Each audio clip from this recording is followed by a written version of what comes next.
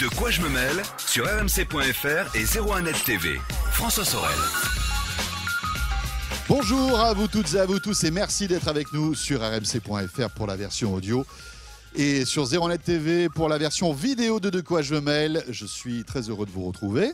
Toute l'actualité high-tech, vous le savez, c'est chaque vendredi. Et en ce 21 avril, tout à l'heure avec Victor Jakimovic, on va évoquer le futur du Wi-Fi. Et après le AC, va bientôt arriver le AX.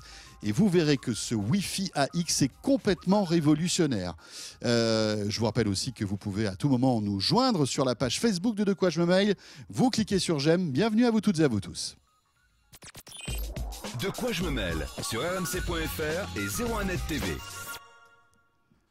Et pour débuter, bien sûr, ce de quoi je me mêle, c'est le club de la presse IT. Jean-Sébastien Zanqui est là cette semaine. Salut Jean-Sébastien. Bonjour François, bonjour à tous. Jean-Sébastien Zanqui, journaliste à 01net.com. On va parler entre autres avec lui d'une future peut-être mini Super NES.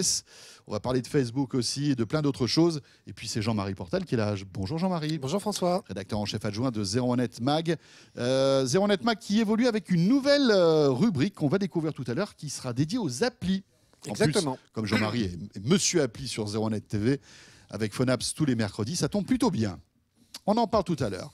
Jean-Sébastien, je le disais à l'instant, après le succès de la mini NES qui était sortie l'année dernière. Oui, c'est ça, voilà. Période des fêtes un peu avant. Je pense que ça a surpris Nintendo d'ailleurs ce succès, parce Ouais. qu'on a eu du mal à trouver cette toute petite console qui revenait sur les plus grands jeux NES. Eh bien, on pourrait avoir une autre super console qui pourrait sortir d'ici la fin d'année. Tout à fait, c'est ce qu'on avait un peu tous imaginé aussi quand la NES Classic Mini était sortie. C'était une version Super NES en fait, donc la successeur de la NES à l'époque, qui était sortie au début des années 90. Et effectivement, le site Eurogamer, qui est bien renseigné manifestement auprès de sources assez proches de Nintendo, explique que cette console sera donc déclinée en version mini, donc une version qui n'aurait pas de port cartouche existant, mais qui serait une sorte de super émulateur avec des jeux préinstallés. Effectivement, on rêve tous de rejouer aux Zelda de l'époque et au Mario qui était vraiment excellent. Oui, parce que là, franchement, côté graphisme, il y avait eu, il y a un gouffre entre les deux consoles. Hein, oui, complètement. Entre la NES et la Super NES. Ouais. Là, on avait 4 pixels au lieu d'en avoir 2 avant. Mais c'est vrai qu'on avait des jeux plus riches, plus beaux, etc. Oui, tout à fait. Les aficionados se souviennent du mode 7 qui permettait de faire tourner les paysages dans tous les sens. Enfin, il y avait plein de choses extraordinaires sur cette console. Et il y a une nostalgie incroyable. Et on espère que Nintendo en profitera aussi pour ajuster aussi un petit peu les défauts qu'avait la NES Classic Mini, comme l'impossibilité de mettre de nouveaux packs de jeux, par exemple. Ça avait été fait, mais en hackant. Ou alors aussi rallonger les fils des manettes qui étaient vraiment trop courts. Et on se retrouvait le nez collé au téléviseur, donc c'était pas forcément terrible. Le top, ça serait une version sans fil, mais bon, ça grèverait peut-être aussi le prix de la console. C'est ça, ils essayaient quand même de garder un prix, je pense, assez abordable, donc faut voir ce que va faire Nintendo là-dessus. Mais en tout cas, elle devrait arriver en fin de cette année. Et on espère qu'il y en aura un peu plus sur le marché, parce que la NES Classic Mini avait été arrêtée très rapidement et très dur à trouver. Voilà, et j'espère surtout qu'il y aura Tetris, parce que c'est le grand absent de la première NES, il n'y avait pas Tetris, et ça, c'était quand même un peu embêtant. On enchaîne avec Samsung. Il semblerait que le Galaxy Note 8 est déjà, on va dire, dans les starting blocks. Oui, effectivement, s'il sort en fin d'année, comme c'est habituellement le cas du Galaxy Note, Samsung est en train de le... il était sorti l'été dernier. Hein. Alors, c'est vrai que maintenant, il n'en a pas avancé. Avant, c'était un peu plus à la rentrée. Maintenant, c'est plutôt au niveau de l'été. Donc, d'autant plus, Samsung est forcément en train d'y travailler. Et un analyste qu'on connaît bien, qui s'appelle Ming-Chi Kuo, qui est cet analyste qui est en général très bien renseigné sur les produits Apple, cette fois-ci raconte que le Note 8 aurait un module double caméra, ce qui manque un peu, faut le dire, au Galaxy S8 qui vient de sortir, qui est un très bon appareil photo, mais il n'y a pas ce double module.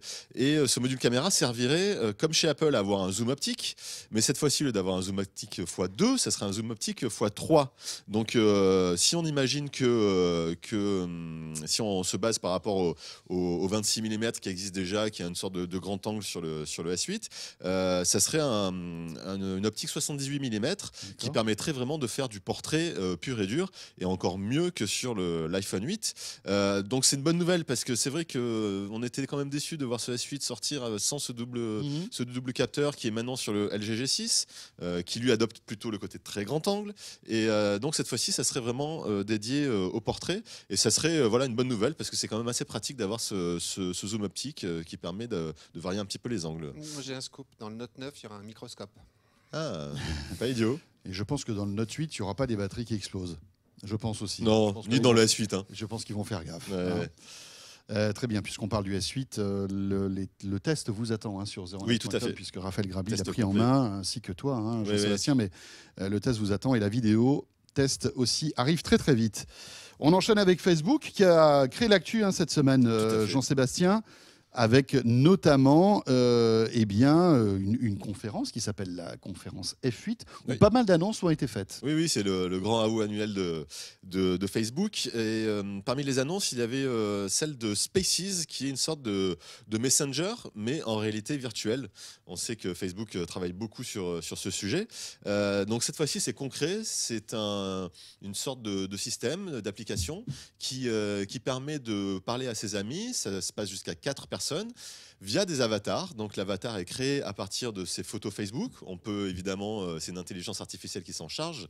On peut évidemment le modifier, ses habits, les lunettes ou pas, sa coiffure si on veut. Et à partir de là, les avatars sont animés en fonction de nos mouvements. Et ça a des usages assez sympathiques, puisqu'on peut par exemple les rencontrer dans une photo à 360 degrés de son salon par exemple. C'est-à-dire si on vient d'emménager quelque part, on peut dire à ses amis « Hey, venez visiter chez moi » et sans qu'ils bougent de chez eux, ils peuvent visiter son salon. On peut être dans un parc, on peut être dans un bar, et on peut partager des photos, des vidéos à 360 degrés, mais pas seulement, puisque en fait les photos classiques peuvent aussi être montrées sous forme d'affiches qu'on peut accrocher au mur de son appartement virtuel. Ça a des usages vraiment sympathiques. Après, il faut voir si concrètement c'est assez facile à utiliser. Pour l'instant, c'est compatible avec seulement Oculus Rift, qui est le casque donc de la société Oculus que Facebook avait racheté. Mais évidemment, si on veut généraliser l'usage, Facebook ne va pas avoir le choix de le porter sur d'autres systèmes. On pense évidemment au Gear VR de Samsung. On sait que Samsung est très proche de Facebook sur ce sujet-là. Oui, donc on peut imaginer que c'est voilà. Et puis en plus, il est fabriqué par Oculus. Oui, tout à fait. Donc, et puis aussi sur le HTC Vive. Enfin voilà, on sait que Facebook va le rendre disponible au plus grand nombre pour que ce soit adopté assez facilement par les utilisateurs. Très bien. Il y avait aussi, je crois, une autre news, non, Oui, Facebook ? tout à fait. Alors là, ça va chercher beaucoup plus loin dans la projection. Facebook a une division qui s'appelle Building 8 et qui fait vraiment de la recherche pure et dure, de la recherche et développement. Oui, là, ça rigole pas. Là. Oui, là, c'est on vraiment... est dans le dur. Et là, en gros, c'est une interface neuronale, c'est-à-dire comment connecter Facebook directement à nos cerveaux. Ah, Tout voilà, simplement. ça c'est sympathique. Voilà. Ça fait rêver. En gros, l'idée, c'est un système d'écriture par la pensée. Donc, globalement, le système arriverait à lire nos pensées pour écrire jusqu'à une centaine de mots par minute, sachant que ça serait environ 5 fois plus rapide que de taper un texte sur son smartphone. Donc, je suis sur Messenger, je pense à ce que je veux écrire et ça s'écrit automatiquement. Exactement. Alors, pour l'instant, il n'y a pas beaucoup de détails techniques sur le dispositif. Faut pas déraper. Hein. Non. Oh, le... Voilà, il faut avoir quand même un système de validation après parce que ça peut être risqué. Mais on ne sait pas vraiment à quoi ressemble le système. Mais la seule indication qui a été donnée, c'est que c'est un système qui n'est pas intrusif. Donc la bonne nouvelle, c'est qu'on n'aura pas d'électrode dans son cerveau. Ah, donc, ça c'est cool. C'est quand même plutôt sympa. Pas de perceuse. Non, voilà, c'est peut-être que sauf si tu veux. Dessus, mais, sauf si tu veux, ça marchera un peu mieux. Hein. Mais en tout cas, c'est les techniques d'imagerie neuronale qui sont vraiment au cœur des recherches en ce moment. Et Facebook semble être à la pointe là-dessus. Et on verra dans les prochaines années ce que ça donnera, mais voilà, en tout cas, il faut compter avec Facebook là-dessus pour. Cela dit, écrire un SMS par la pensée, moi, ça me déplairait pas. Hein. Oui, enfin, moi, je vois surtout des. Ça peut être pratique. Ça peut être pratique, attendez, c'est clair. Hein. Je vois surtout au niveau médical pour les gens qui ont un handicap physique. Évidemment, là, ça a un réel intérêt parce que sinon, pour Madame Michu, aujourd'hui, on a des logiciels de reconnaissance vocale assez efficaces et de plus en plus efficaces. C'est vrai que pour les tétraplégiques, mais par contre, voilà, ça a vraiment du sens. Ouais.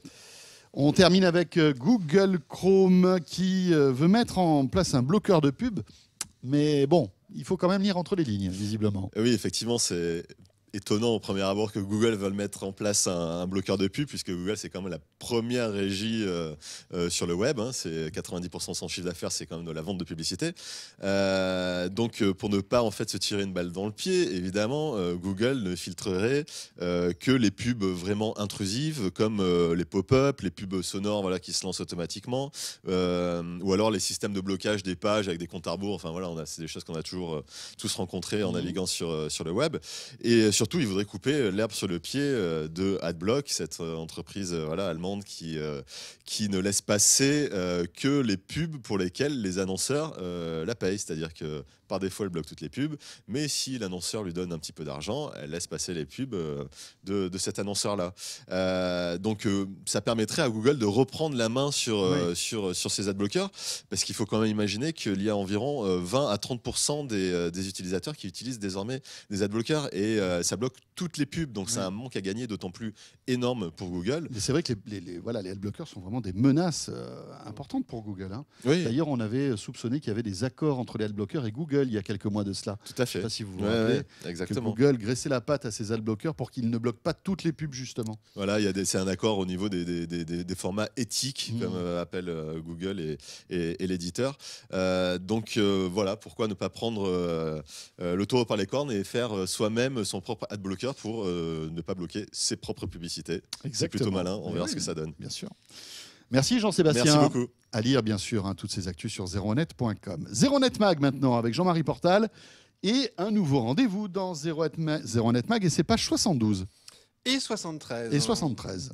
Alors les habitués de 01net Mag savent qu'on leur parle régulièrement tous les 15 jours d'application. Et on a complètement refondu cette partie du magazine avec 2 pages. Les 2 dernières pages sur les 4 pages de nouvelles applis qui sont sorties. On a décidé maintenant de faire un top. Donc tous les 15 jours, on prend 4 thématiques et nous déterminons quelle est la meilleure appli sur une thématique, quelle est le challenger, on va dire, et puis une appli qui est inclassable, c'est-à-dire, voilà, on veut en parler, mais c'est difficile de la comparer aux autres. Du coup, ça devient l'inclassable.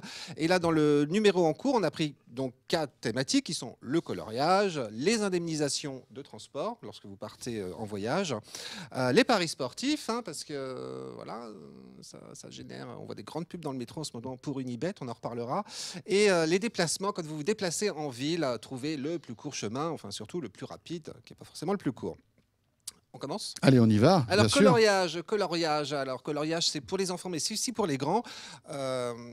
Aujourd'hui, colorier, c'est plus simplement une feuille de papier. Vous pouvez désormais imprimer vos coloriages et les faire vivre avec Wakatoon. Alors ça, c'est notre appli coup de cœur, justement, qui vous raconte des histoires avec des petits personnages, des héros un petit peu de bande dessinée, et vous les imprimez donc chez vous, sur votre imprimante, vous les coloriez, et ensuite avec votre smartphone, vous allez simplement filmer le dessin, et il va sortir de l'écran, et donc vous avez votre personnage animé dans l'histoire qui se déroule dans l'appli.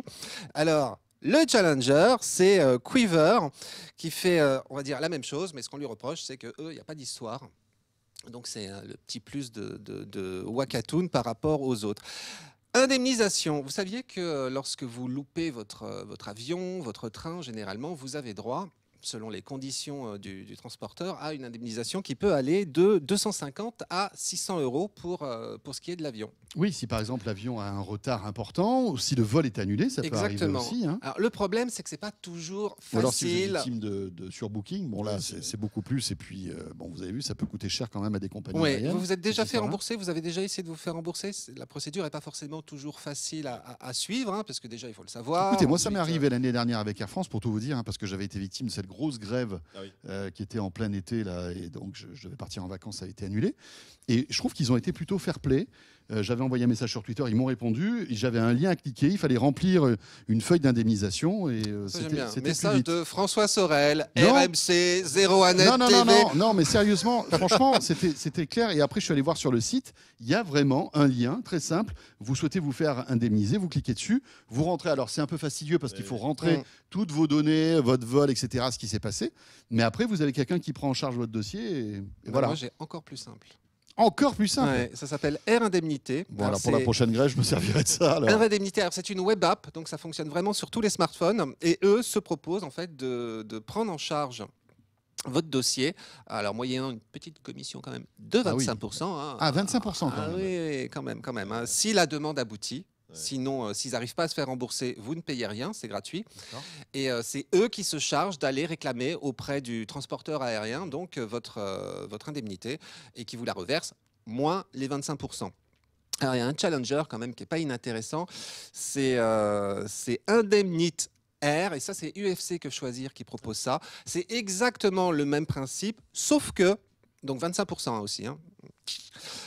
Sauf que si vous êtes adhérent à l'association, pour le coup, c'est gratuit. Donc c'est un petit peu le service plus. L'inclassable. Alors ça, c'est intéressant. Justement, l'application qui se démarque un petit peu, c'est Mr. Fox. Alors eux, c'est pour le train. Et puis depuis peu, c'est aussi pour Amazon en cas de retard de livraison. Et je trouve ça très très drôle. Si vous n'êtes pas Amazon Premium, et donc si vous avez payé des frais de livraison, ou même si vous avez utilisé le marketplace par exemple d'Amazon, où là forcément vous payez des frais de livraison, ben, eux se chargent en cas de retard d'aller dire toc toc, les frais de livraison là, renvoie. D'accord. Et donc renvoie après, ça à on vous l'émetteur. rembourse les frais de livraison. Et après on vous rembourse les frais de livraison. Mais cela dit, le service après-vente d'Amazon est vraiment exceptionnel aussi. Franchement, pour l'avoir testé, c'est quand même assez impressionnant. Ah oui, c'est pas la même chose. Troisième exemple. Alors, paris sportifs. Je ne sais pas si vous faites des paris sportifs. Alors, pour la petite Moi, histoire. je suis pas un fan, mais bon. Non, moi non plus. Mais pour la petite histoire, d'ailleurs, Google n'est pas non plus fan des paris sportifs parce qu'ils ont décidé de chasser du Play Store toutes les applications de jeux d'argent. Donc, ne cherchez pas d'applications de paris sportifs sur le Play Store. C'est pas possible.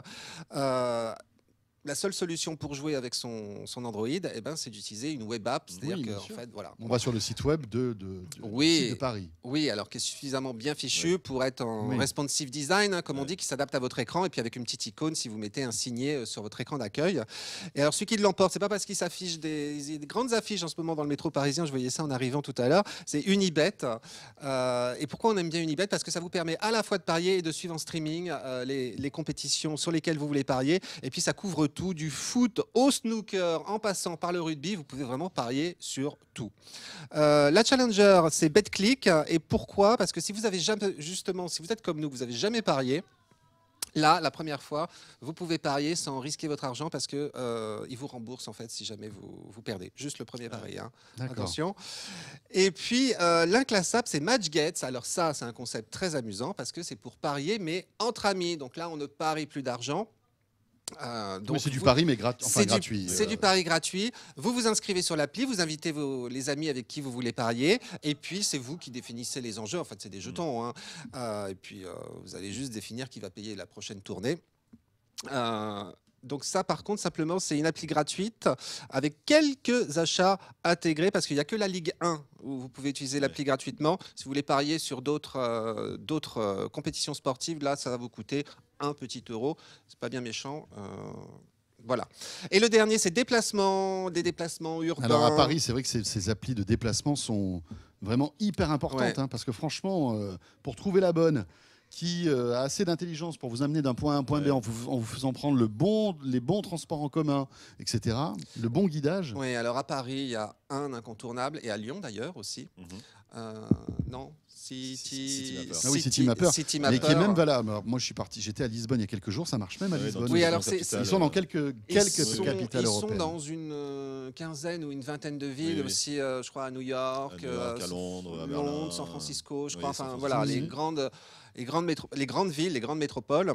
Et ça reste effectivement et de loin le meilleur, d'autant qu'ils intègrent à Paris les horaires de bus, ils vous intègrent le Vélib, les Autolib, enfin vous avez le multitransport, vous pouvez vraiment voir même. Mais des fois il y a des Uber, bugs, hein. Des fois il y a des ou en erreurs. taxi. Parfois il y a des erreurs, mais nous vraiment, pour l'avoir testé, C'est celle ça que vous préférez. reste celle qu'on préfère, mais c'est surtout, ça reste la plus efficace, mais avec quand même dans son sillage une appli qu'on n'attendait pas et qui pourrait bien finir par lui faire de l'ombre, c'est Mappy. Mhm. Tiens, Mappy, que l'on connaît plutôt Oui, oui, pour... oui. Mappy, c'est l'appli de GPS quand on est en voiture. Oui, puis c'est une vieille, enfin c'est un vieux service, Mappy, qui Oui. était au tout début du web. Quand on faisait Paris-Nice, on appuyait, on imprimait On Mappy. imprimait le Enfin, trajet. c'était un Mais truc, Mappy a complètement fait sa mue ces derniers temps. D'une part, l'interface a évolué. Et puis maintenant, ils intègrent les transports en commun.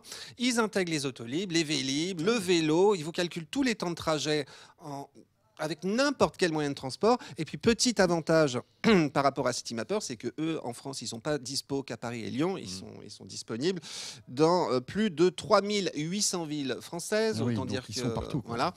Pourquoi on ne l'a pas mis première? C'est juste au niveau des transports en commun, les temps de trajet, on va dire qu'il y a une précision un petit peu moindre à celle de Citymapper pour le moment, mais ça pourrait très vite évoluer.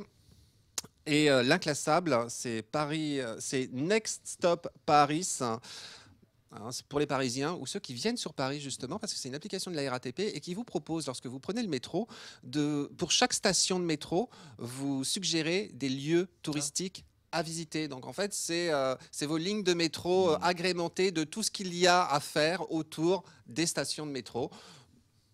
Si vous voulez faire Oui, un pourquoi petit pas. détour Ah, par, je sais pas moi, par Pigalle, par Anvers, par Champ de Mars, Eh ben, on peut. et vous savez, ou d'autres lieux moins connus justement où vous allez découvrir Bien sûr. que là il y a un musée. Et là, là, il y a- là pour le, c'est un aspect touristique très intéressant. Oui, d'ailleurs. aspect touristique et même pour le, on va Oui. dire même pour le Parigot, Pour c'est, redécouvrir Paris pour d'une manière redécouvrir, différente. sa capitale. C'est à retrouver dans le Zéro Net Mag de cette semaine que vous pourrez retrouver dans les kiosques et qui est ici, les amis. Voilà. Merci beaucoup Jean-Marie Portal. Merci François. Et merci à Jean-Sébastien Merci. Zanqui. Ce de quoi je me mêle se poursuit dans un instant. On va parler Wi-Fi. Ça va être assez technique, mais c'est passionnant parce que le Wi-Fi fait partie de notre vie aujourd'hui. Imaginez-vous un jour sans Wi-Fi. Ça serait compliqué. Eh bien, ce Wi-Fi va évoluer. On va passer du AC au AX et Victor Jakimovic a planché sur le sujet. Il va tout nous expliquer dans un instant. À tout de suite. De quoi je me mêle sur rmc.fr et 01net TV.